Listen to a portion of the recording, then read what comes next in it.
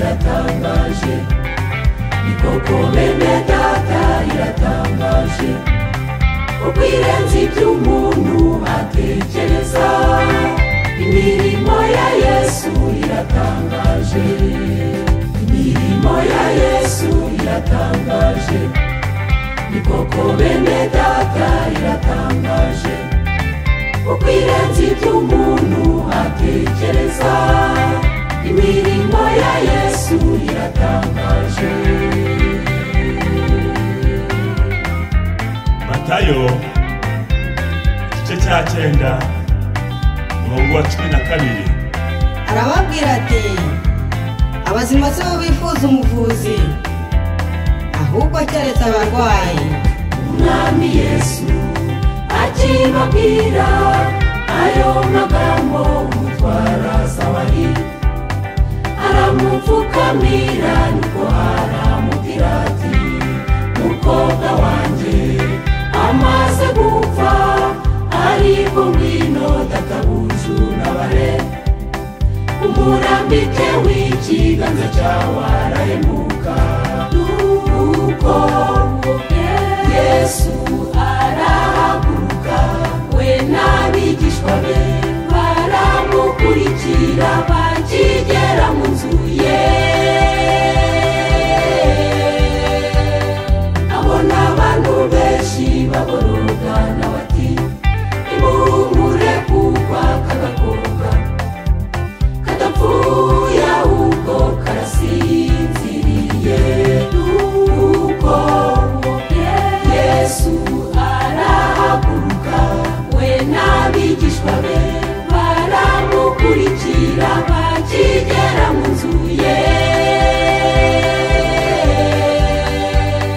Abona abantu benshi baboroga, nawe ati, nimuhumure kuko aka gakobwa kadapfuye ahubwo karasinziriye.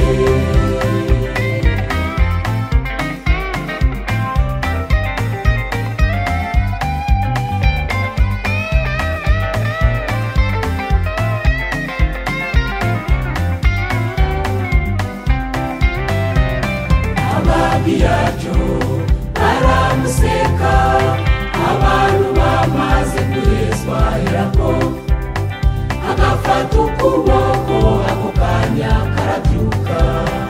Ababiyacyo baramuseka, abantu bamaze guhezwa irako, agafata ukuboko ako kanya karabyuka. Iyo nziza yamamara hose muri icyo gihugu, ko Yesu ari umwami ukiza indwara zose, akazura n'abapfuye. Kuko yari yabanje gukiza n'umugore wari umaze imyaka 12 ari mu mugongo w'amaraso agakama.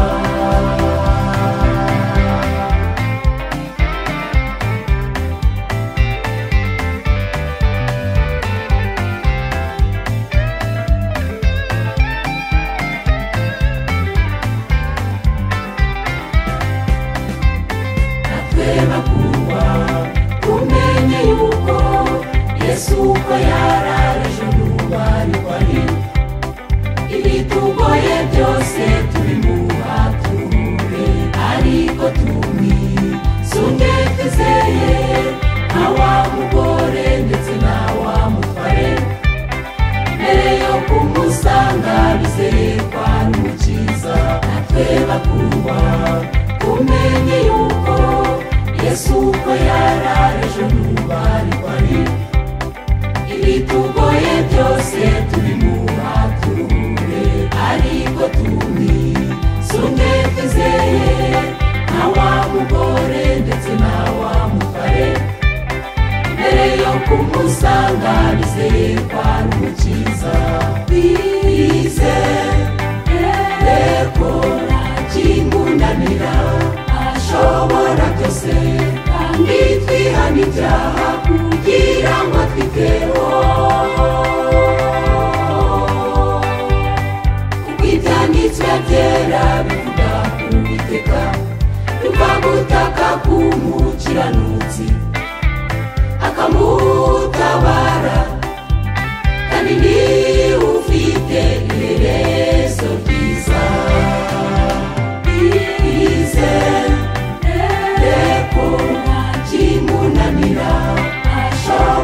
byose kandi twihana ibyaha kugira ngo twiteho